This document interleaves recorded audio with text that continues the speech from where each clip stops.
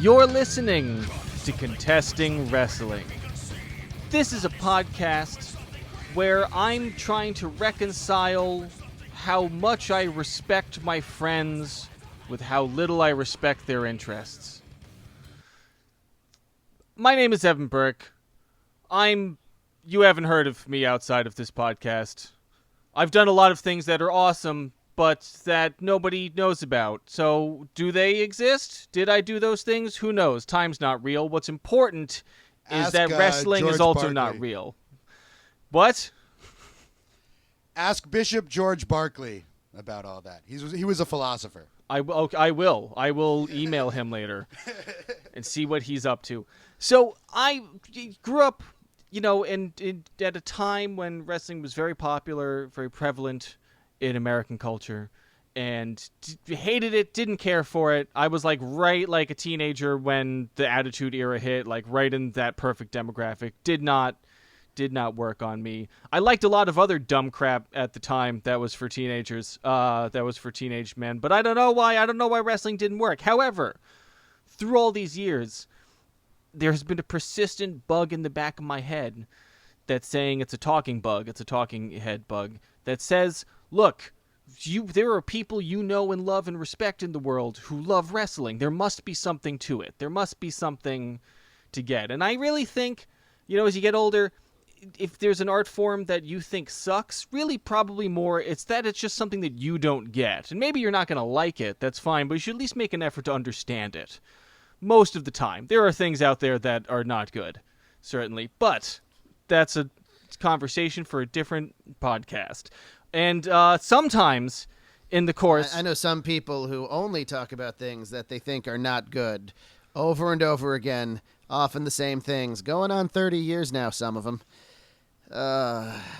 It's a sad life. And it's mostly sad. Sometimes it's awesome, when I talk about how I still hate Trapped. Sure. And because the guy from Trapped also, he's still on Twitter and being an asshole, so it's still relevant. Yeah. That I think that's the worst song created by humanity.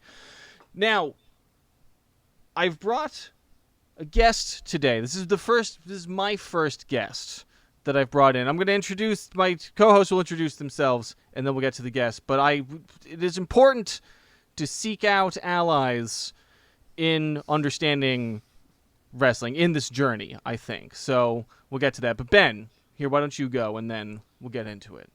I am Dr. Ben Abelson, professor of philosophy at Mercy College, and the person who implanted the bug in the back of Evan's head that has been bothering him all these years. It's good to know. Good to know the source. And you really are a spy drone, aren't you, Ben? All right, so my name is Doc Diamondfire. I've been in wrestling for about a dozen years. I wrestle, I do commentary, I do ring announcing. I create a bunch of content these days, just on the internet, and I've been watching wrestling before that since 1992. I did not start wrestling in 1992. They frown upon 10-year-olds getting into the ring. In the U.S., at least. If you have a 10-year-old and you go to an independent wrestling show, don't let them just get in the ring during the intermission or before the show. They can hurt themselves. This is serious. They can just fall right over the bottom rope and land on their little heads. So don't do it. Anyway, Evan. Now, so for our first guest of season 3 so demarcated seemingly arbitrarily, but because I have reached a new point in my understanding of wrestling where I'm trying to delve deeper. I get the mechanics. I understand the basics. I understand that there are some things that I like. I understand it's more interesting than I gave it credit for when I first started. But I often find myself now at a loss for finding things deeper within wrestling. I'm trying to get under my surface understanding of how it works. And for an additional perspective, I have asked the fantastic writer, actor, and comedian Eddie Dougrou to come and help me. Hi, hey, what's up? Hey, thank you guys so much for having me. Evan, I was not expecting you to go in that hard about how much you hate wrestling. And I was truly impressed. But I don't hate it as much as I used to. It's more interesting. I get frustrated when it's bad, but I can recognize when it's good. Teasing promo. Yeah, you got to understand, Eddie. This is fresh Sure. off of Evan's heel turn. Absolutely. The last Well- episode.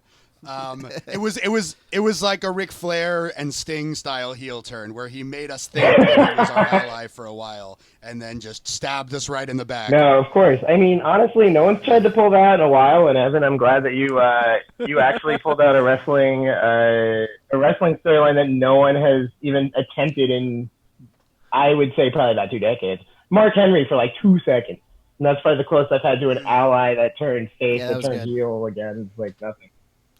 They keep teasing it, but they never quite pull the trigger on time. Like you could argue that's what they did with Bailey and Sasha Banks, but they were teaming for so long. Where's the deception? Absolutely. there, They get one of them just finally got frustrated and turned on. Yeah, the I other. would say that like the closest thing you could have is like maybe no, I don't want to say closest because there's probably something I'm forgetting because there's just so much wrestling. But like MJF and Cody recently There's doing that because so much wrestling. MJF like Oh, yeah. is a heel. We all knew that was going to happen, right? Because that was just the most basic. But then Sure. it like didn't happen, and then we were like, no, this is going to happen. It was.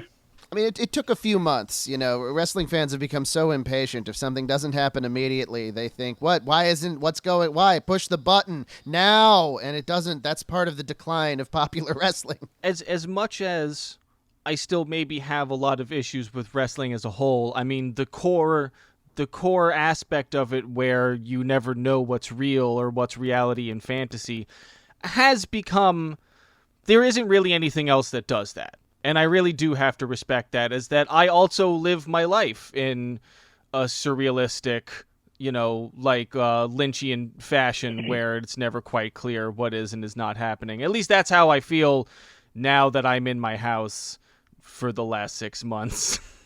I'd say the only other thing that does that is politics. Yes, but that's much less fun Yeah. to There you go. consume. I'll see even the worst wrestling match ever is still more enjoyable than checking the news, even though I'm still doing the latter constantly. The first debate is tonight. Oh man, That's gonna be a shit show. I Yep. was Yep. gonna Yep. not. We've dated this podcast. Yeah, no, that's okay. They know that we recorded at a point. When people download this podcast, I don't think they're under the impression that it's live. And if you are, I just want to let you know it is. Yeah. It's live. In your house. I feel like it would be very funny if like you were to do a podcast episode like tomorrow and then like someone were to like spoil you were like, jump ahead to the next episode and it'd be like, man, those debates last night were crazy. And then it comes to this episode, it's like, what are the debates doing that? Now, Eddie, That's great. Like just completely different. Yes, hi. That has things like that have happened already for sure.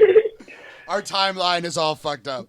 Right. there have been times when I have to, I'll like talk about something and then be like, by the way, if some sort of horrific tragedy has occurred between recording and releasing this that puts what I just said in a nightmarish context, please forgive me for that. Yeah. Now, Eddie, so Yes. let me ask you, the first question I ask any guest that we have on is, given all things in the world, given all ways that one could spend one's time, ways that one could direct one's attention, why wrestling? Why should people spend their time with wrestling? Okay. I mean, I guess it has to do with the fact that I believe it's a proper. Okay, so I feel like by knowing wrestling, like I know what this country is doing. Does that make sense? Absolutely. I'm seeing Yeah. like I've been watching wrestling for a long time. My mom watched wrestling. My great grandmother watched wrestling. Those women did not introduce me to wrestling. Who introduced me to wrestling was one of the worst people I ever met. But as time went on, he stopped liking wrestling because he stopped liking where the stories were going. Now, that being said, that was like 2005. But he was getting kind of upset that like certain tropes were being left out, And it was still a bad time in wrestling, but I started noticing that the thing that he liked about wrestling, which I did not like, was going away. But I did like was the fact that like I started seeing, even though the representation is not there, like, just the way people seem to be treated a little better, or like the way that like the company is like, it's so bad. like in terms of its violations and people's privacy. Oh, for sure. To but this when you day. look at like You don't have to shy away from being blatant about any of this. We get Yeah, deep into so the it's- social issues and constructs of wrestling, specifically the WWE, Yeah. a lot. I have called for Vince McMahon to be tried at The Hague multiple he times should on this podcast. the war crimes. And the For the thing Saudi is, though, Arabia deal alone. I know, and that needs to stop. Come And that's a on. big problem. But you know what's interesting for me is that, but yeah, it's just that like I see like AEW, for example, now, which is like, like the like the things that these people say, the support that they have for like the wrestlers, like truly that have been underrepresented for so long, or people, like just different groups and minorities. That like, yes, people really need to do more. America needs to do more. But like, wrestling is really wrestling's always, in a way, even if it's worse, has always been like about maybe I'd say 5 years ahead of the American culture itself. Because it is like the original art form, as CM Punk said. It's the original American art form. There's three original American art forms CM Punk just said. That's comic books, jazz, and wrestling. And those three always kind of like can tell you which direction the country's going. And if wrestling, even for all of its like faults and problems, has a guy like Adam Page being like, hey, a real cowboy believes that Medicare for all is the best thing to happen. And then like 50,000 wrestling fans are all on board on that. I'm like, hell yeah. It's like, wrestling fans are way more like, there's a lot of racism in wrestling still going on, but wrestling fans are also stepping up and like talking down that type of wrestling and like making it, like, there is a lot that's really, it's just interesting to see that this culture that has used to been seen as like this kind of like rednecky, kind of like used to represent the worst of America, it showed really America itself. And to see this getting better has always kept me going with wrestling. Building on that point, Eddie, like, I feel like, wrestling has this incredible social power, because it's this live situation where people are encouraged to express themselves as loudly and passionately as possible. So when you see the kinds of value shifts that you've been talking about, like, not only does it represent where the country is going, but I think it can have like a very profound effect on people's minds. Yes, absolutely. And also, I think there's another reason. I guess I can go into this as well. Well, one is I remember being at SummerSlam in 2018, and that was gross. Like, there was a lot of gross dudes there, right? Especially because this is like and I think there's something to be said about the women's evolution from when it was first announced to when it was to Becky Lynch's the man turn, and the Ronda Rousey moment, where people were like, yeah, more women, but like it was still gross as hell, i.e. the way that people talk about Alexa Bliss, on Instagram all the time. I'm not going to say what they say, but they do. But I remember being at SummerSlam being so grossed out by some of the things he was saying. And then I remember like audience members turning and being like, yo, dude, like, what is your problem? Now, I can't imagine that happening in ECW in 1997. Me and Katie went to the Royal Rumble the year they had the first women's Royal Rumble. And they had, there was a fantastic show, and then first they put out the men's Royal Rumble, because the women's Royal Rumble was going to be the main event. And the men's Royal Rumble was great. It's one of my favorite Royal Rumble events, top to bottom. Anyway, that's right. That was Oscar's one, right? Yeah, and in Philly, and the men's Royal Rumble happened, and somebody in the crowd kind of was just like, oh, that's got to be the main event. I mean, why would the other one main event? And like you just said, people basically just turned to him, and it's like, what's your problem? There's another Royal Rumble, in about an hour, and that's going to be the main event, and that's going to be great. You know how this building has been sold out for a month? Yeah. You know what's funny? Sorry, I don't mean to start with that being said. I want to say, that's actually really funny you say that. The same Royal Rumble, someone said something real fucked up, and the entire bar like threw shit at him. Because Shinsuke won that Rumble, men's side. Women's side is Asuka, and this dude was, wow, it's real crap shit that Vince had Shinsuke's girlfriend win that. And everyone threw glasses at this man, like out of a Brooklyn bar. They were like, "Are you?" It reminds like racist and sexist in 2 words, and literally in 2 words. Like, it's great that Vince, yes, Shinsuke's girlfriend. Everybody was like, bro, like, get the fuck out of here. Like, physical violence on this It man. reminds me of when Doc and I were at Joe versus Kobashi in Ring of Honor. And, the great Kobashi was in the United States for the first time. And one fucking asshole, or like a few assholes, started chanting USA. And the whole rest of the place chanted shut the fuck up at them. And they shut the fuck up. Yeah, absolutely. But, like, yeah, exactly. Like, look at the... Yeah. Sorry. To be fair, Samoa Joe has said, like, he talks about that match, and we've told this story on this podcast, we watched that Kobashi himself thought that nobody would really know who he was, and he was prepared to go out into the crowd and do, like, the American stereotypical sneaky Japanese World War II heel, and Joe had to convince him, no, they're here to see legendary Puroresu wrestler Kenta Kobashi. Just go out there and beat Kenta Kobashi. And when you see him come through the curtain and everybody's going nuts, there's a look of genuine surprise on his face. And he's like, oh. And then he realized, oh no, I'm Kenta Kobashi. I'm here to wrestle, strong style. Let's go. And they had an incredible match. I was just thinking about that the other day. Not that in particular, that story. God bless Samoa Joe. Samoa Joe is just such a good dude. I mean, maybe I should have just talk about Samoa Joe instead of what I brought in, but I want to talk about this dude too.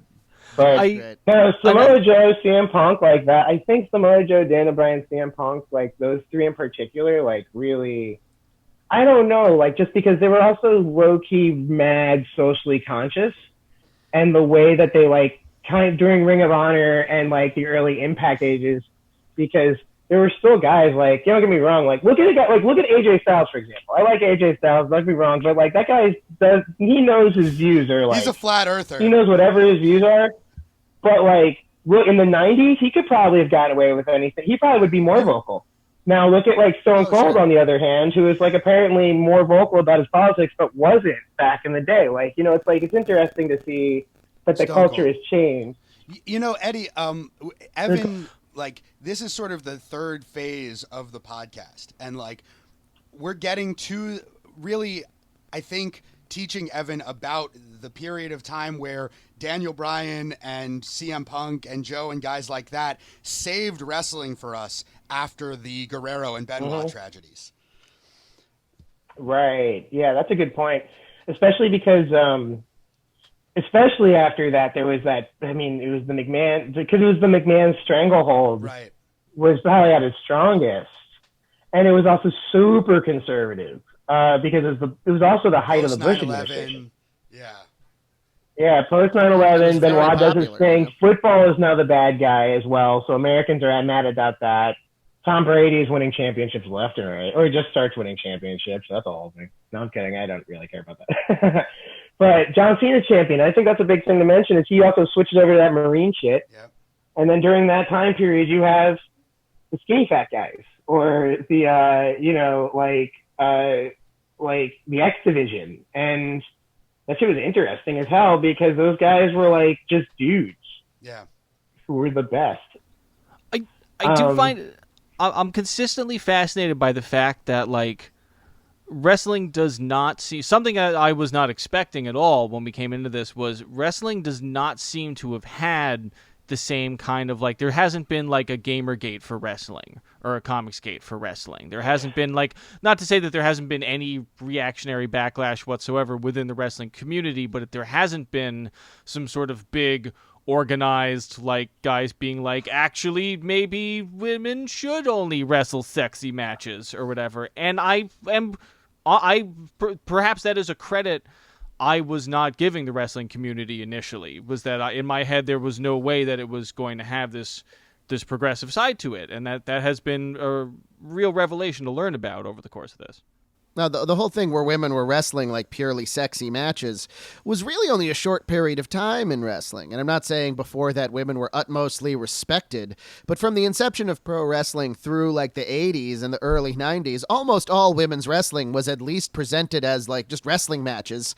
And, like if you want your past sexism buttons pressed, watch some wrestling matches from the 50s with the women, and listen to the commentators just condescend over them the whole time.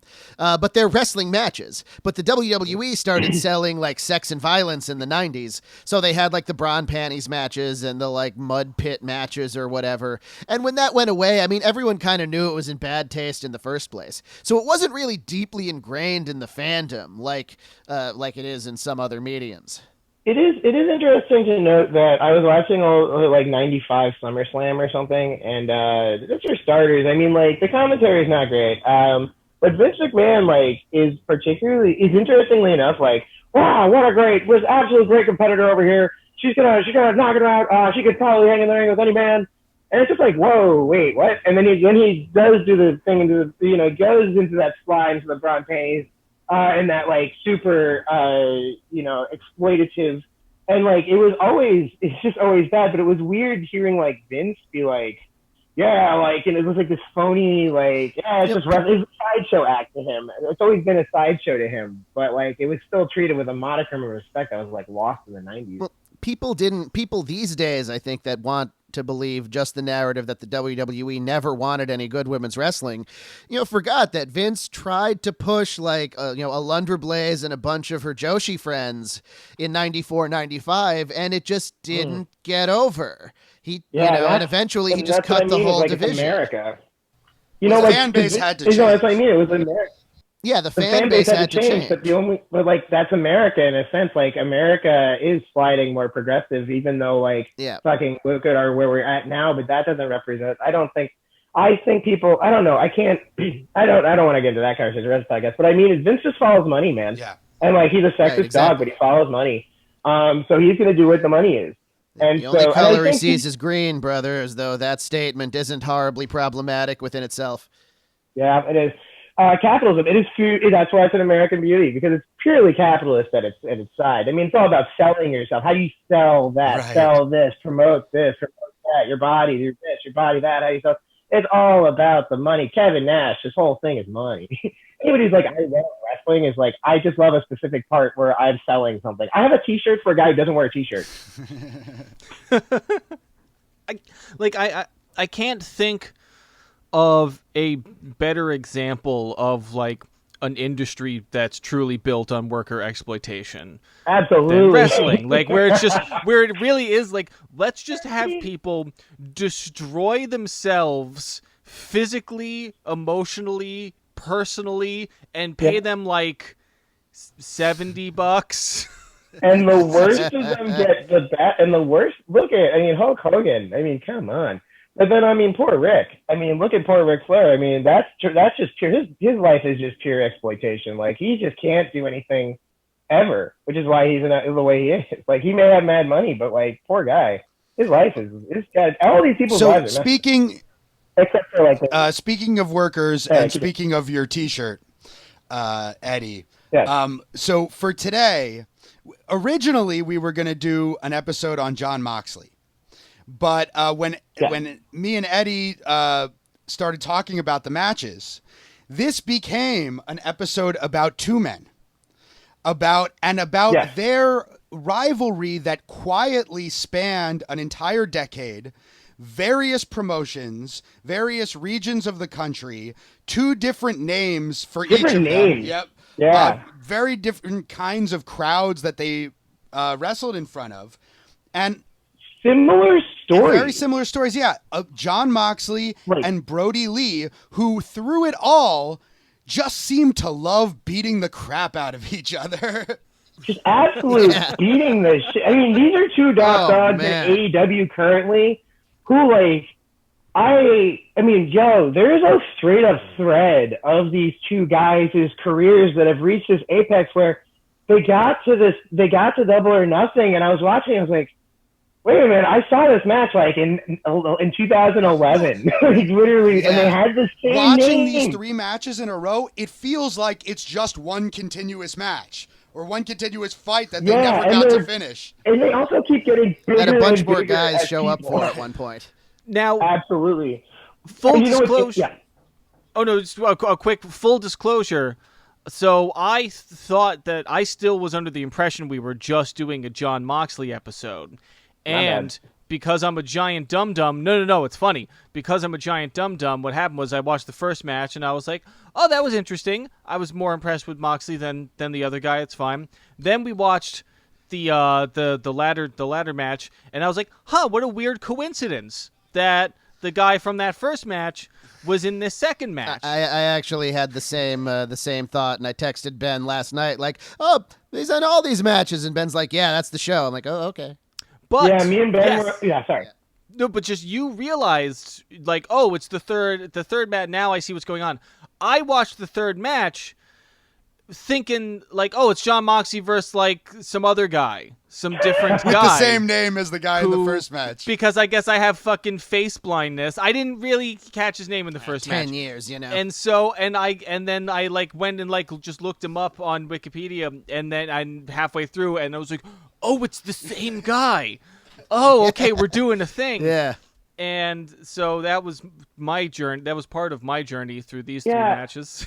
I forgot how we got into it. Like, we were just on Twitter, and I think we were just talking about, like, matches, and you were like, yo, you see this SCW match? And I was like, yeah, actually, I was just thinking about, like, Brodie. It's funny how far they've, like, just been competing or something, and then we just kept talking about all the matches they've been doing together. I pitched the first match because it was very memorable for me and Doc because we were there for it.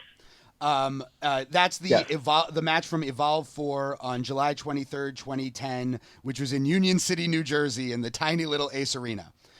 Then you suggested that we compare that with the more recent AEW match from Double or Nothing 2020. Yes, that's right. Moxley and Brodie for the AEW title. And then I recalled being at WrestleMania 31 in Levi's Stadium with like 70,000 fans and seeing the ladder match for the Intercontinental title and seeing Moxley and Brodie, who at that point were Dean Ambrose and Luke Harper, fighting in the ladder match and being like, oh, isn't this cool? I saw these two guys 5 years ago fight in this tiny little place.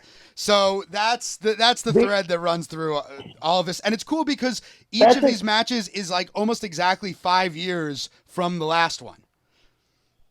Yeah, and they also tell a very interesting place, because these guys are both dudes that, like, within in a decade, a lot happens to people in a decade. Don't get me wrong, that happens. That's just true. But, like, within their careers, like, both have made such, like, weird, shocking moves. In terms of, like, no one probably thought that, like, Brodie, like, I mean, I remember when, like, Moxley was still in CZW, people were like, there's absolutely no way a guy like him would ever go to, like, the WWE. And then he went to SCW, and we were like, well, that doesn't mean shit. And then, like, the Shield happened. You're like, what? Oh, they debut him on top and push him on top for his entire WWE career. As much as he hated the creative he was given, somebody in the WWE always thought he was a huge star.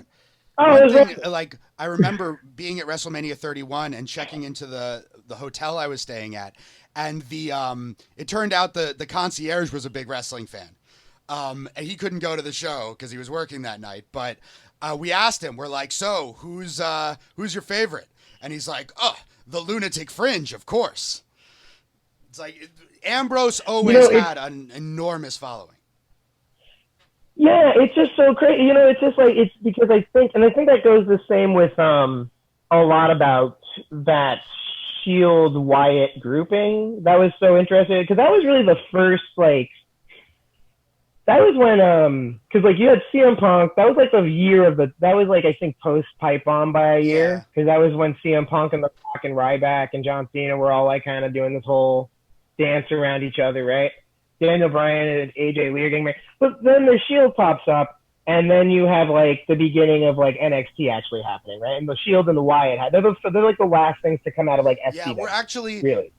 Yeah, just to give the listeners a little preview, coming up, we're going to be watching one of those Shield versus Wyatt's match. So we'll get deeper into that. Yeah. But yeah, I mean, sorry, I'm just threading through. But what I mean is, like, like, people talk about the Shield, but really, no one talks about, like, Big Luke Harper was, like, holding down that Randy Orton, Bray Wyatt storyline for mad long, and it wasn't really until he left that story, wasn't it, that whole thing fell apart with Randy burning down. But like, Luke was, Bray, his dude was doing work that Vince McMahon just never saw. That was so sad. But he was always given these great opportunities, not great opportunities, shitty opportunities, and he did great work with them. But like during a time when like the indie promotions really needed to, were like really being shined a light on, and he was really not given enough credit as much as like the Wyatt family wasn't given enough credit as the Shield was. Really, you mentioned that feud with Wyatt and Orton and that horrible match they ended up having at WrestleMania. I was there, dude.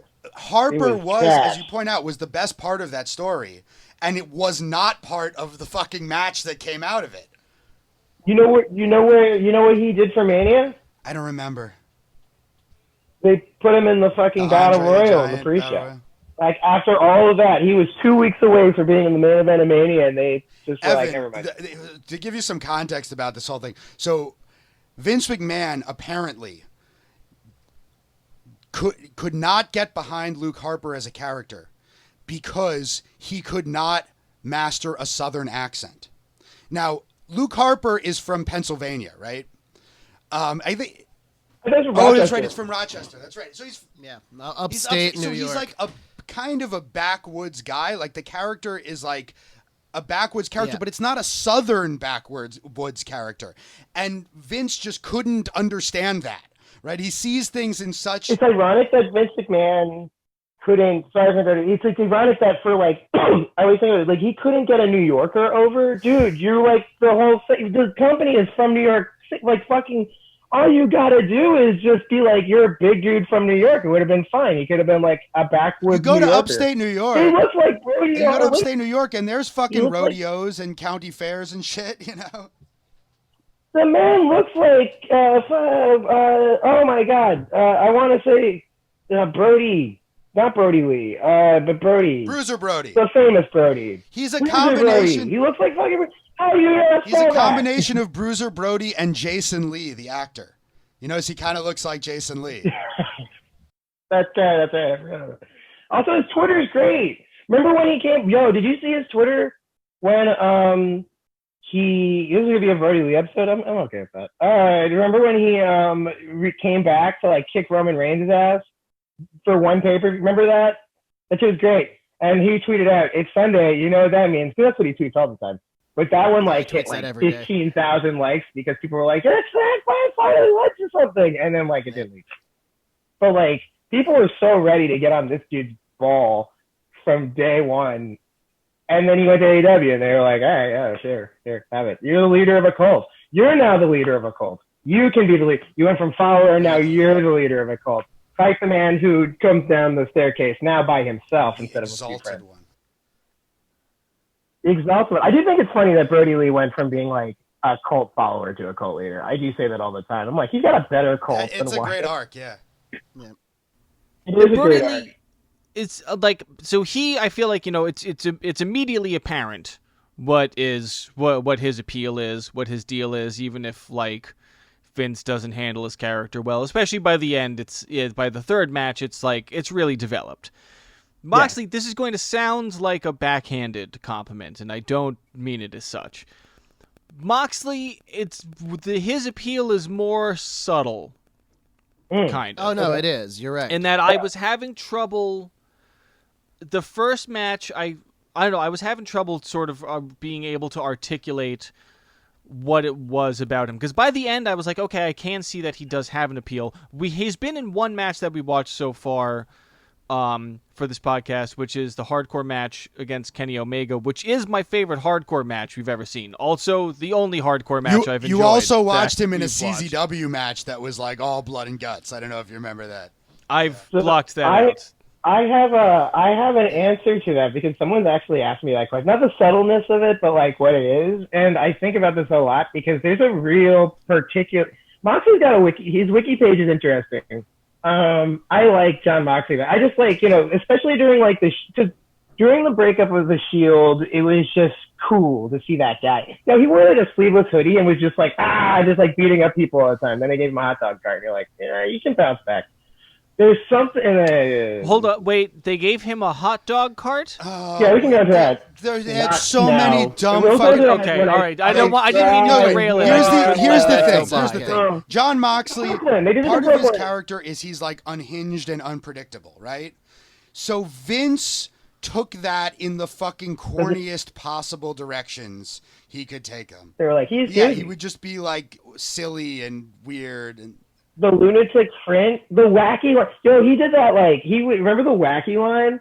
Oh man, Right, I liked he it, and then they does started calling it the wacky line. He does a clothesline and he does it just about every one of these matches where he backs into the ropes, kind of sits on the second rope, leans back, grabs the top rope, and launches himself forward. And like they were trying to come up with a name that has something to do with him being a little crazy. And at some point they started calling it the wacky line. And Michael Cole would deliver it like he was talking about a Looney Tunes character hitting someone else with a mallet. It's like, it's the wacky line. Yeah, but I remember at one time he tried to really sell. Well, that's the other thing. It's Michael Cole too. Like there's some goofy ass things that Stone Cold did, but JR would make it sound like it was badass.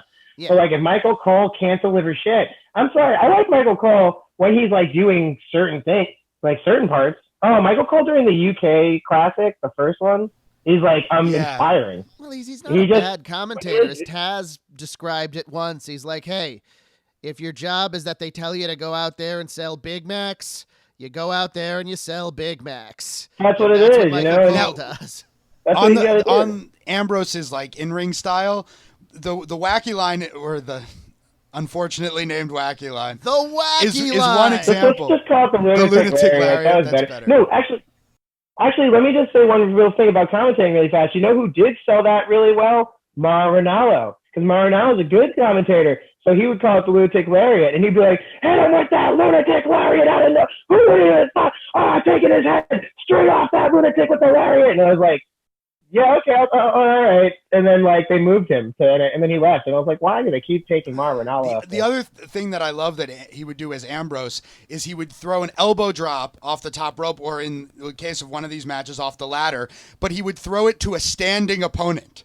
It's like this guy is so crazy that he tries to elbow drop someone while they're standing. Yeah, I did like the move, but the selling of how crazy it was a little nuts. I was like, it's okay.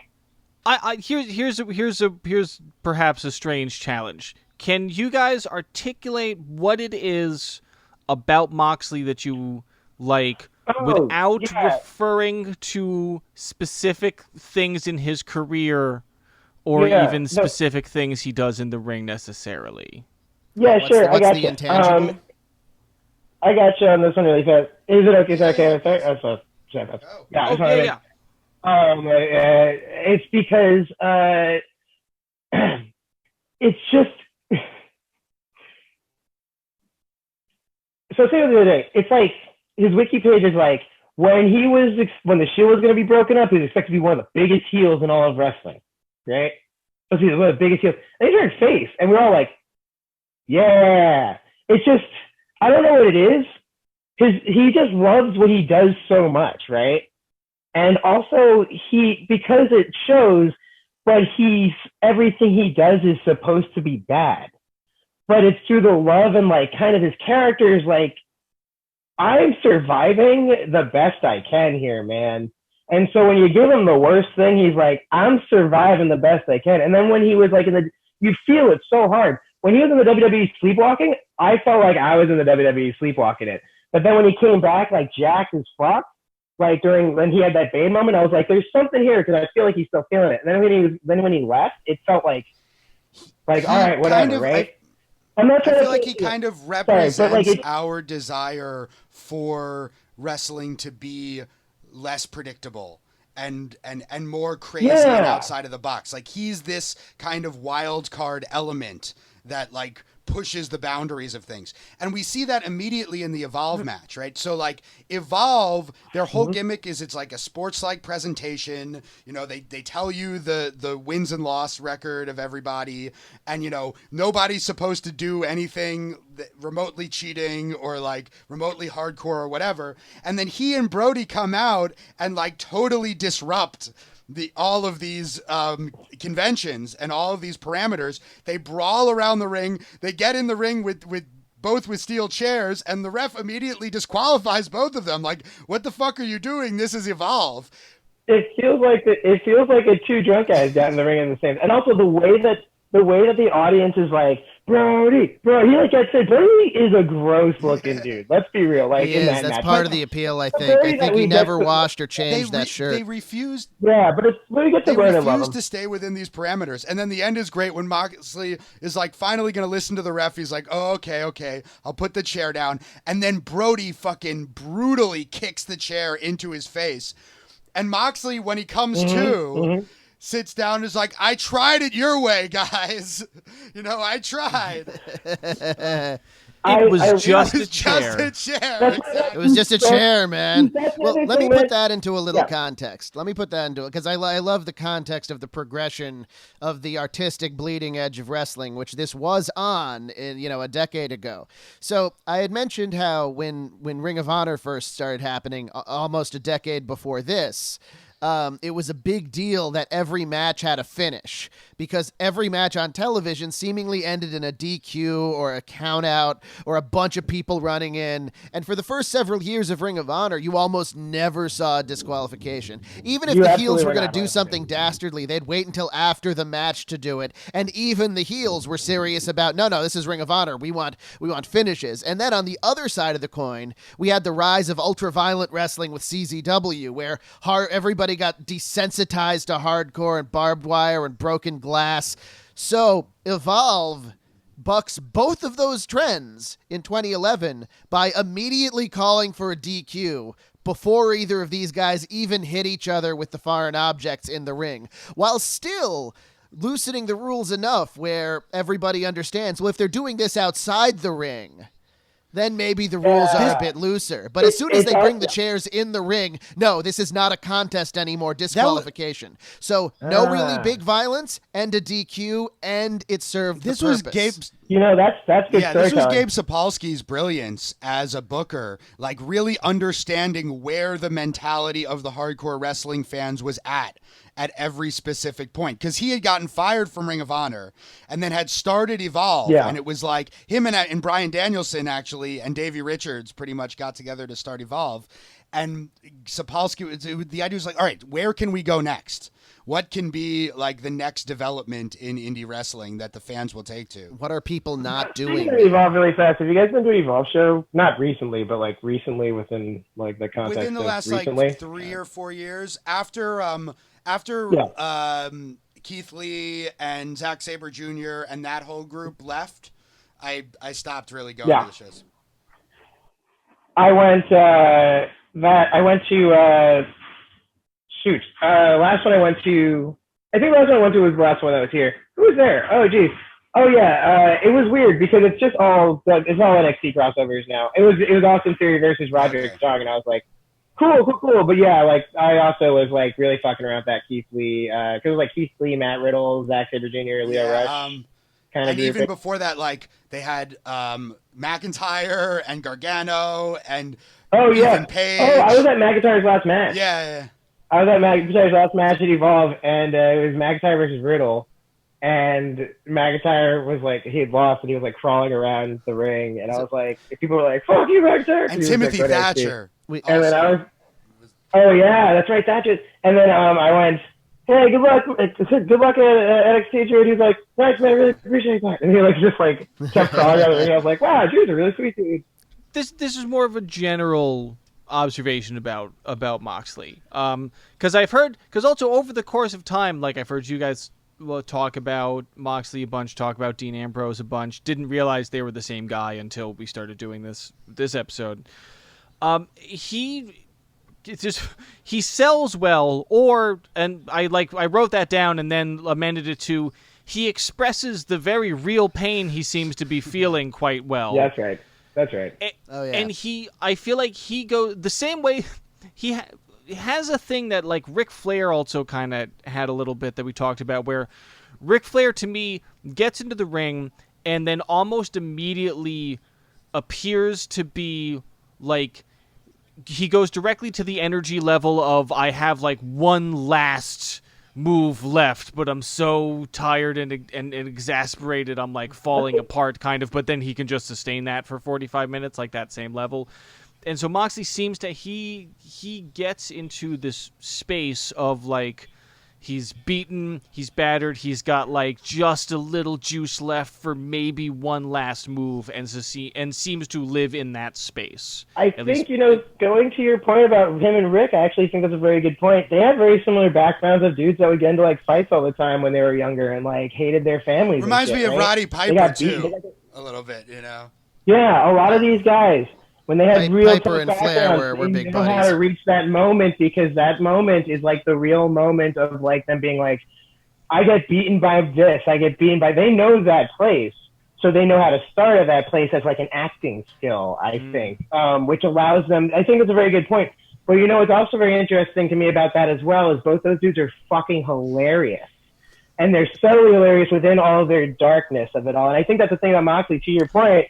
You were saying something, Ben, about where he was like, well, I tried, guys. Like, that's fucking hilarious. After all that, well, I tried. Like, because we know what Moxley would. He's had Moxley like, like, good job, Chief. I tried. Like, I know what you mean, because that's a very funny, real.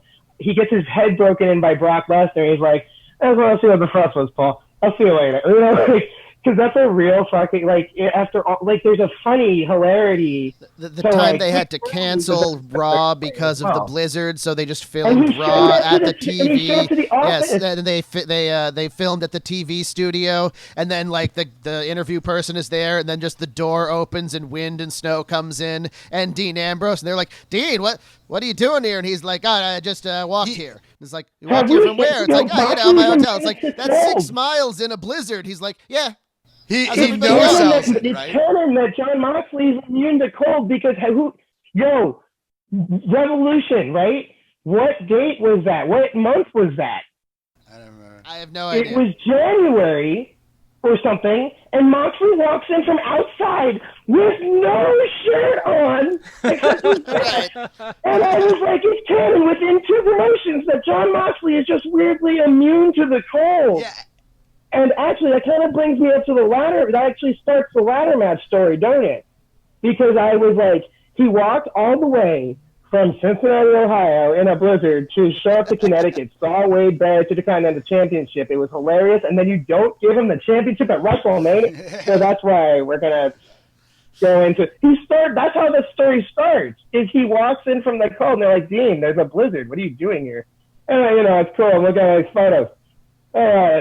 This guy's championship, I like it, I want it. And then he just like walked away, and that's how that storyline started. Was Dean Ambrose was the only person who showed up in a blizzard and saw a picture of Wade Barrett's Intercontinental Championship. Yeah, what ended up happening was like, because Daniel Bryan, he had to relinquish the world title after winning it the year before, right? Because of injuries. He had returned, and they didn't want to put him in the title match, which is a whole other story. But so like his kind of consolation prize was getting to win this Intercontinental title ladder match. They just threw him and a bunch of other people in there, where it probably, given the storyline as Eddie's suggesting, probably should have just been Ambrose versus Barrett. But instead we get you want to give us the rundown of everybody in this ladder match? Daniel Bryan, Dolph Ziggler, Ambrose, Luke Harper, who is Brodie Lee, Stardust, R-Truth, indeed, and Barrett. And Barrett, who was actually the champion going into it. And I think you've seen everybody in this match before, except maybe you haven't really seen a match with Ziggler or Stardust. I knew of Dolph Ziggler. I haven't really seen a match with him. I've seen Cody Rhodes do some things and really enjoy him. Well, you probably know Dolph from the comedy scene, right, Ev? I've heard that he does do comedy. I have not seen him do it anywhere. Cool. No, R-Truth, by the way, his gimmick going into this was that he was afraid of heights, so he couldn't really climb the ladder. I default. He is who I was rooting for, and I default root for R-Truth. He's incredible. Unironically, I think he is, at least of all of the wrestlers we have covered so far on this podcast, I think he has the best comic timing of everybody. I think that. Yo, he did you know that Brock Lesnar, he recently had to Paul Heyman bet him $30 he could make Brock Lesnar laugh from live television, and he did. He improvised that whole thing. That's incredible. Lesnar cracked, and Paul Heyman had to give him $30. We gotta show you that for the mini, Evan. People used to try and crack the Undertaker. It's like, but you couldn't crack the Undertaker. this discussion of Moxley has brought up. Booker almost got him. There's a question I want to ask Eddie. This discussion of Moxley sort of puts me in the context of the one original thought I've had on wrestling throughout the course of this podcast, which is, to me, wrestling seems like it's this weird cousin to, and I want to ask you this because you're the first wrestling fan who was also an actor that we've had on.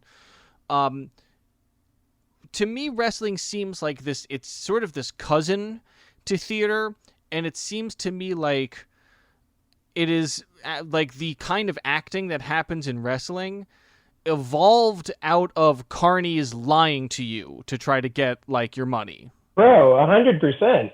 Yeah, that's actually. Have you ever? You guys, if you haven't read have you guys read the comic book, the comic book story of professional wrestling? Yes, yeah, I have. Yeah, they really touch on that where they go. They say that like, they can make it look as technical as they want, or they can sell you on a story. The real thing about it is like, look, UFC is whatever. You can have your opinions on it. I don't really mind it, but like, bro, people spend like $50 to watch like a dude knock it out of first down, like 3 seconds, right? Or you can watch $50 and like just watch like act like people. You can watch stuntmen who can act their asses off. Well, for stopping themselves, they're actually protecting themselves while like hurting themselves, trying to make it look like they're hurting their opponent. And you got to enjoy yourself for 3 hours and maybe have like an emotional story that can like make your heart feel good. So yeah. And it feels like, to me, it's like the kind of acting, like, it's weird. It feels like, I don't know what else to call it aside from acting, but it's not acting that would work in any other context. Like, we just did a series on Eddie Guerrero, who is incredibly emotive and, like, is great at the kind of acting that wrestling calls for, but, like, I couldn't imagine Eddie Guerrero, like, being on a TV show or or a movie or something. Yeah, me either. I think, well, to be fair about Eddie Guerrero, yeah, because Eddie Guerrero's whole thing was like acting for the sport of wrestling, because he is like, that was his whole thing. Yeah. I think you can say, however, like, you can look at The Rock, for example. Look at The Rock. Like, let's look just straight up. Let's look at The Rock. But The Rock doesn't act in the movies like a wrestler. Every wrestler that's become successful in the movies went to learn how to act separately because it just doesn't translate. Roddy Piper but The Rock, though, explicitly says that he had to sort of unlearn wrestling in order to learn acting, in a way. But The Rock had to learn acting to begin with in order to get his character over to begin with. Because it's all about learning. It's about the character. Because you guys are right. Like, you have to unlearn a lot about the wrestling acting, right? Because you have to learn how to do it at that sense. But if you have a skill to even be able to learn how to get to like be able to be a character on live television, then you have the skill to be able to act truly. It's just about unlearning stuff. And so The Rock, though, is like, he unlearned stuff and then he brought his old stuff into it. So while it's like there is a real acting part of it, you also know you're watching Dwayne, because he was The Rock, and that was like a lot. We didn't need all that. It was too much, The Rock. And then it was Dwayne Johnson, which was like, whoa, too much the other way. But then when he became Dwayne The Rock Johnson, he came out with fucking Faster. And that shit was dope. Or wait, yeah, Faster. You guys ever see Faster? He's got 6 bullets in a revolver. He's trying to kill, is it Gary Oldman? No. No. I never saw this one. There's a movie where The Rock is like a former driver. Maybe it's Driver. No, I think it's Faster. Dang it. He's like his only name is Driver, and he's just wearing a big black T-shirt. Doesn't talk the entire movie, and he's just trying to kill like his former mob associates. And it's like dope. And slowly out of that, it's evolved. But it's like, yeah, that's like it's a mix for The Rock. What I mean is, yeah, a guy like Eddie Guerrero would have to unlearn a lot of stuff, but there's still the acting key there. But he wouldn't be able to transition like that. So John Cena, though, I think is transitioning quite well. Yes, I would definitely agree with that. So a little bit more about the ladder match. I love how, given, Eddie, you were talking about how, like, the story is really between Ambrose and Barrett to begin with. But in this match, the first thing Ambrose does is dive onto Harper. And they just keep, and everyone they just fight the whole time. Yeah, everyone kind of pairs off in this match. I guess there's 7 of them, so they didn't perfectly pair off. But Ambrose and Harper are fighting the whole time. Harper fucking power bombs Ambrose through the ladder. And it looks horrible. Like, it looks like you dropped him right on his head through the fucking ladder. There's a lot of, like, really brutal-looking shit here. It's amazing storytelling in that sense, because who was Ambrose facing off before that? Like, before that whole Barrett thing happened. You guys remember the projection of the storyline? I can barely remember WWE storylines as they go on for the last 10 years because they've done such a bad job of actually solidifying them. No, it's okay. I was being like, yeah, and it's like that's No. I mean, you're good. I'm not telling you not to say it. By all means, tell us what it is. I'm just commenting on the diminished storytelling ability of the WWE over the modern era. Sure. So we had Ambrose. You have the Shield breakup. Then you have Ambrose going after Rollins. That happens for the longest time. Then you have the Hell in the Cell match, Ambrose Rollins, and then Wyatt breaks it up. So then that's goofy storytelling. Then it's Wyatt and Ambrose for the longest time, which Wyatt kicked his ass mad long. Then Ambrose walks in the cold, sees Barrett, he's like, the title. Ends up in a ladder match. First thing he does is attack the Wyatt associate because he's still kind of pissed off about Wyatt. And that leads eventually to them also having a whole feud on their own that's never truly added to until you start having Roman Reigns and Wyatt fight each other. To both of your points there, like, even though the WWE does a bad job of, like, making these threads apparent to us, the individual wrestlers themselves have to kind of remember, I still hate Luke Harper. I should go after him. It was the one with the biggest beef because he has all these people around him. And truly, Ambrose from the beginning just wanted his hands on Barrett for the title. But now he sees, like, Harper in front of him, and he's like, holy shit, I fucking hate you. And then he does it, and then he gets powerbombed through the thing, which is why, like, their future feud for the IC title I thought was dope. Because I thought that's a great storytelling device. But if that's the case, you should have just had Harper win the title. And don't get me wrong, I love it. The thing about Bryan is he just should have been in the main event. Like, I mean, honestly, it just felt like a But, you know, the thing about Bryan and being in the main event, I think there was some legitimate concern that Brock Lesnar would just injure him again. And you see him, the finish of this match, him and fucking Ziggler on the top of the ladder just repeatedly headbutting each other until Ziggler falls and Bryan gets the belt. And you're like, oh, this guy had to retire temporarily because of concussion problems? Like, a month after this? No fucking kidding. I did have some thoughts about the headbutting. Yeah. There was a point earlier when, like, they were doing the punch, the mutual punching, where, like, I know wrestling's fake. I know that everybody knows that, or, like, fake, quote unquote. I know it's complicated and everybody knows that. But when two guys are doing this for like 20 seconds, doing this always drives me nuts. I don't know, there's something definitely. about this. They're all referencing a specific, like, fight that happened once where two guys did that. Shawn but Michaels and Marty Jannetty. No. But the thing is, when after that fight, both guys' faces were just hamburger meat, and it was terrible because you can't do that. Oh, I see what you mean. No, but there was that one time at the Royal Rumble where Shawn Michaels and Marty Jannetty met, like, and that happened very rarely. And even though the Rockers had broken up like a couple years before that, and they're just both punching each other, and the crowd went absolutely nuts that one time. So wrestlers think that they can recreate that. But no, I also know the Fry Takayama fight that you're talking about. Real fast. So just speaking on Marty Jannetty real quick, he admitted to committing a murder recently, I think. Is that what happened? I don't believe a word that comes out of his mouth. No he's what insane, he says. man. I'm like, we should... I don't believe a word that comes out of his mouth. Look, if every murder we admit to on Facebook was real, then, you know, we're all going to jail. One last and this is the last episode of this podcast. One last detail in this match, because I just have to mention it. The exo-atmospheric Starbird, Stardust's personal ladder that's just, like, bejeweled somehow. Yeah. Cody Rhodes, man. No, he's both their bosses, by the way. Yeah, that's that right. Man is right.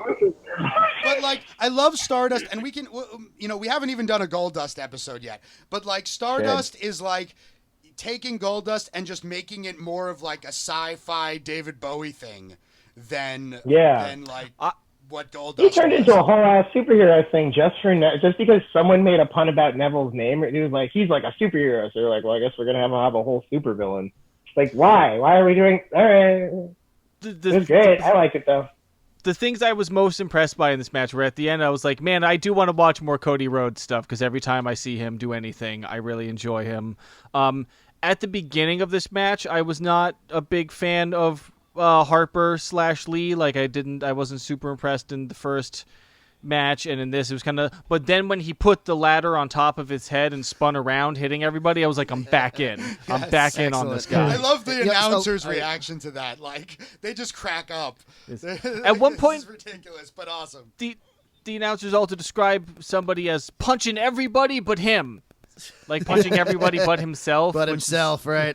I really felt like I was going to turn around and actually do it. Like I thought, I got to get everybody in here. Of course, they'd make him do something stupid like that. Right. And then towards the end, Dolph Ziggler climbs the ladder very fast, and I was like, "This is actually the only moment of competent, realistic ladder climbing I've ever seen." Actually, in a wrestling match. I believe it was who was it? Dang it. Somebody told me it was like a person from Chikara because it was like a UCBW show. You guys know the UCBW by any chance?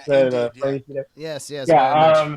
So the UCBW, somebody was on and they were just like afterwards, people were just drinking at the bar and he was just explaining that climbing up a ladder that fakely is like the hardest thing to do in wrestling because you just have to hope that like the spot works. And then, like, you get up there, and then Vicky Guerrero doesn't show up, and then suddenly you're pissed off, and you're at the top of the ladder. We just watched that. To be fair, both Bryan and Ziggler climbed the ladder competently in this match, and they're the ones who have taken the least bumps throughout the entire match. Yeah, that's fair. So it kind of makes sense that they can do that. Well, Bryan, I think like when you're gonna win, that's when you can be the most competent about it. Like when someone's super competent about it, the match is either at the super beginning because they all have energy, super close to the end to swerve you, or like the very last guy. The very last guy always has confidence. The very last guy just shows up.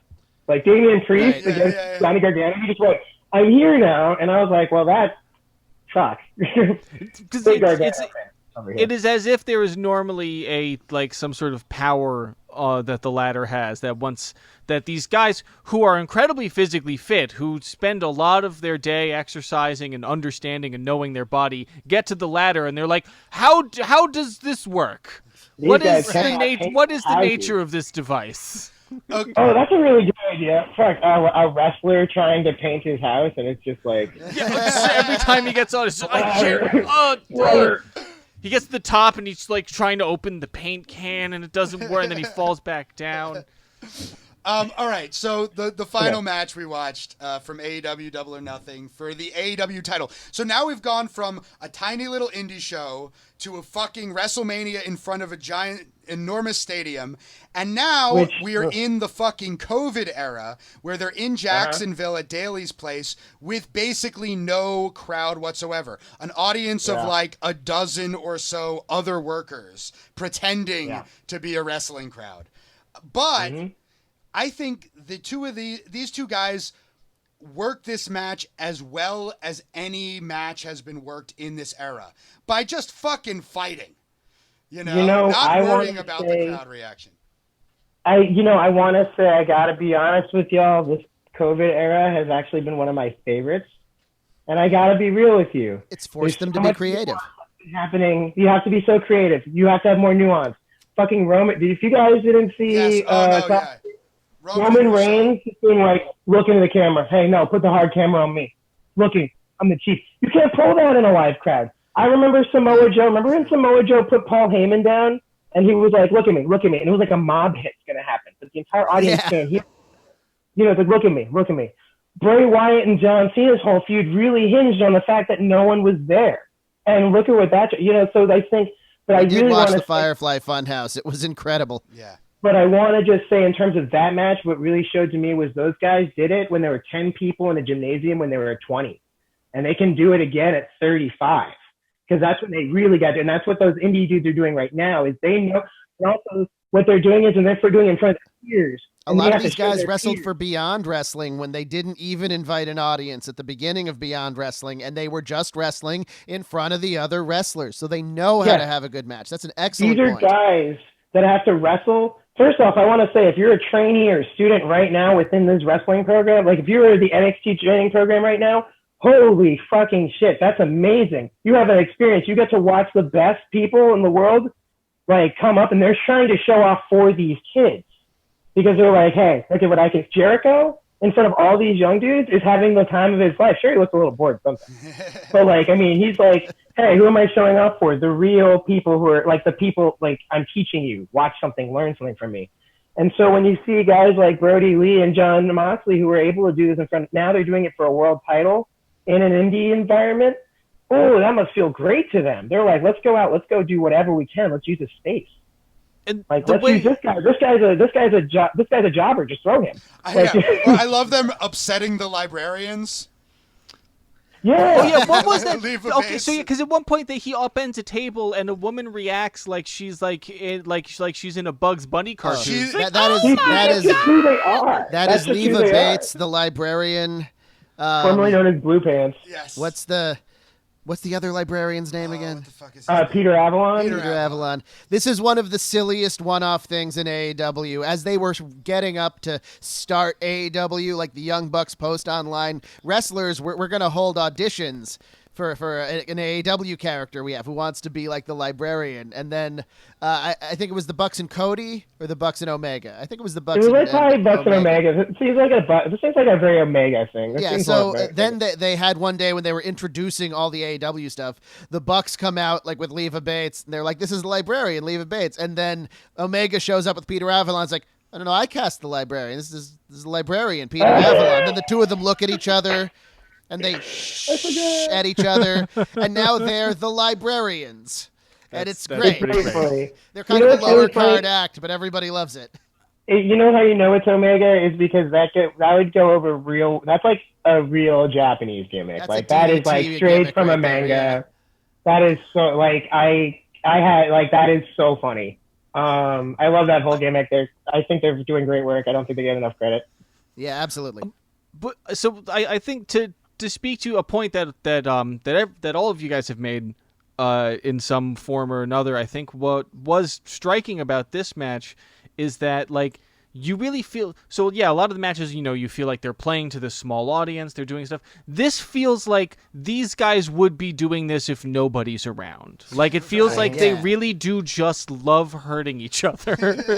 And There's a lot about their characters.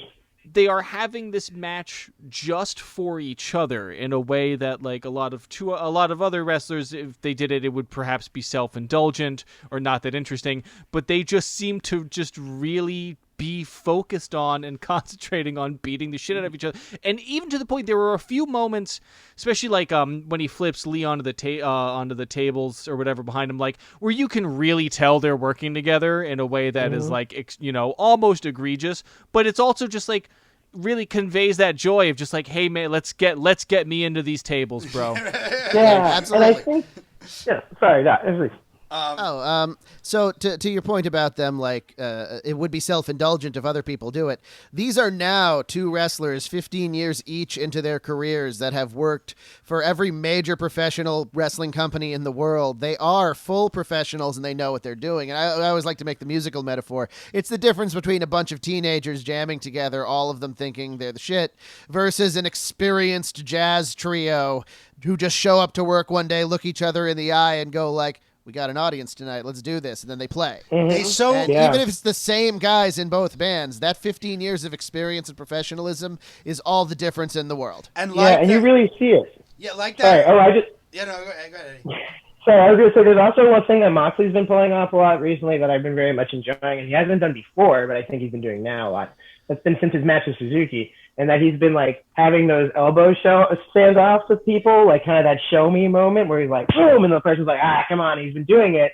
He does this like Suzuki pass on to him. That was like the first time but what I mean is, not the first time, he's been doing the big match moments. But what I mean is, on top of that, then you also have like, he wasn't doing that in those first two matches you're watching, but now he's doing it this. What I mean is like you see like this thread of like how their careers have gone and keep touching again. But it's like you see like if you have the context of what their careers are, you're like, oh, but between this time and this time, this happened with their careers and that's why he's doing this now.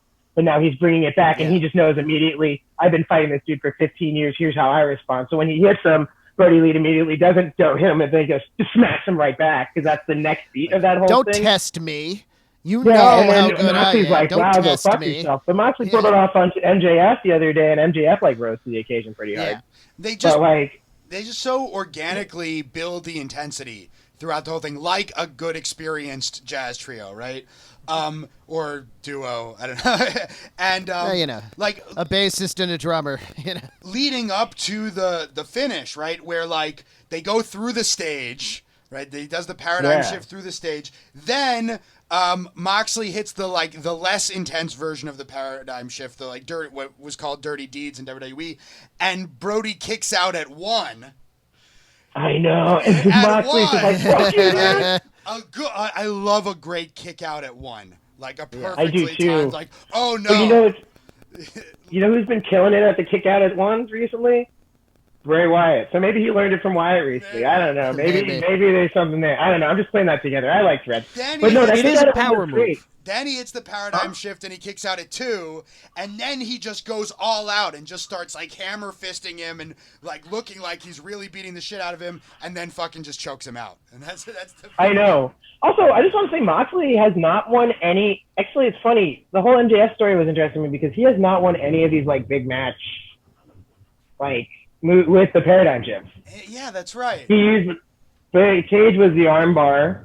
That was he like choked him out. What do you do with Hager?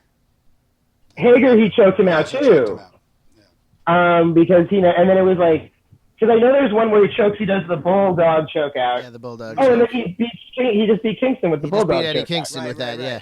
So he actually really, of all the stories and of all the things, MJF actually the only time he won like a big, except for winning it, was against the time he actually shouldn't have used the paradigm shift. I mean, of course, against like Darby Allin and kicking his ass. But, like, Right. talking like a bigger opponent, like, you know. That is a funny irony. That I imagine they're aware of that. Oh, I I'm sure wonder. they are. I think they You know, were because It's a they were specific like- choice. They make they the really- choice now for Chris Jericho to win every one of his matches with the Judas effect. And they make the choice that Moxley has the big hyped up finisher, but he's beating people with sleeper holds. yeah, and also it took the paradigm shift to beat down MJF. So MJF actually, now he's like, That oh, makes I never, MJF look stronger. like he yeah. took all, it really makes him look bigger than like Hager or Right. Kingston, who I think he's gonna feud with Kingston a lot after this. But On certainly that hope so. note, with Brodie, Brodie had pretty much just been debuted as the head of the Dark Order at this point. And a lot of us, I think, were like, is it too soon to have him fight Moxley and like lose his like first big match? But I think they did a really good job of this in this match of having him lose, but still look extremely strong. Like he could have won. It took a fucking hitting him with a truck basically to put him down, yeah. which I protected think him going forward. I think AEW is at an interesting place where like they have been doing that, haven't they? Where they've been bringing everybody in where they're like, Brian Cage is up, and it's like, cool, fucking surprise, he wins. Yeah, he's gonna lose though. I think the title's only 2 years old or a year old. Yeah. 2 years old, right? Yeah. So I mean, it's too soon for Moxley to lose it. It was really the only person who was not too soon for is Jericho because he's too old for anything. No offense, Jericho. Well, I mean, he was But a if good. Adam Page had won. Yeah. Yeah, he was a good starter, exactly, Exactly, because like yeah. Jericho at any point could have lost it, and you would have been like, but Chris Jericho held it. But now someone's going to hold it for a long time. But by bringing these people in and going after it mad hard, they're going to lose, sure. But then he beats the shit out of Cody Rhodes for the TNT title. And then what happens is now you got to start bringing the smaller people up to that same level. Now Orange Cassidy is facing Brody. Oh, he's down here, but now he's actually up here with the TNT title because it's John Mox all the way up here, When people talk about kind of wins and establishing the measuring losses stick. mattering, I think people think you mean, your wins matter. And I think that that's not quite the case. I think it means wins and losses mattering means it's okay to lose matches. Because you can then compare them to your wins and your overall and all of And that. Who you lose a match to Right, and how, who you who you lose lose a match to because is not. everybody's going to lose a match. And whether you Like, stay Cody- over, yeah. like, Cage and Hager lost, and they're kind of floundering. Brody Yeah. lost and people still The care Dark just as Order much is the about it. most popular it's ever been. How the fuck did the Dark Order get? Brodie Lee got the Dark Order over, and he was also the fourth person they were thinking of, or the third pick. Despite the fact that the fucking announcers don't sell it properly. Like, this is something that really don't. drives They me don't know. crazy. Oh, They come on. should be Yeah. afraid of this fucking growing cult. But They laugh should have at a it. Dark Order announcer. Yeah, I can They see should that. have an announcer for the Dark Order that comes in and just announces Dark Order matches. And just like Like, total propaganda. Like won't Like say Taz anything does it. good about Taz does it anything with else. Ricky Starks. Yeah. Like, all you have to do, every stable kind of has a mouthpiece for the announcers too, Jericho. It's actually not that weird. It's just the Dark Order is just a weird. You could Evil Uno, just have Evil Uno sit there and be like, I'm confused. Why fucking Brodie Lee is the exalted one? Shut up, Tony. What's your name? Tony. Whatever, Tony. Like, I don't know. Schiavone. Put him on the mic. Yeah, Schiavone. But the Dark Order's over as hell. I mean, Brodie Lee lost the AEW championship, but they're over, so I guess it's great. A cult nobody's taking seriously enough. It's just a metaphor for QAnon. Yeah. It's actually kind of, In some ways, yes. It is QAnon, isn't it? This match, top 3 matches for me of matches where a guy has been beaten with his own comically oversized promotional materials. Fantastic. Yes, yeah. That was wonderful. Gavin, in general, before we wrap up, what did you think of this match? I thought I liked the story that we followed in this match, and I liked I appreciated that we are kind of like digging into one way to enjoy wrestling, one way to watch where you're watching people you like develop not just themselves but develop a creative relationship over a long period of time. I do find that interesting. This was not my favorite wrestling that I've seen. Moxley, I like Moxley. I'm not like super immediately grabbed by him, but it was cool. It was interesting to watch this development. This is, I think. Evan, I think this is another layer of understanding what we love about wrestling and what keeps us engaged in wrestling over time is we care about these people and what's going to happen to them and what's going to happen to their careers and how their characters might change and develop over time. The struggles they have with the management of whatever companies they're working for, we empathize with to a large degree. And that's really in a lot of ways, I talk about wrestling being an inherently social phenomenon. And it's social not just among fans, but it's social in terms of the way that the fans relate to the performers as well.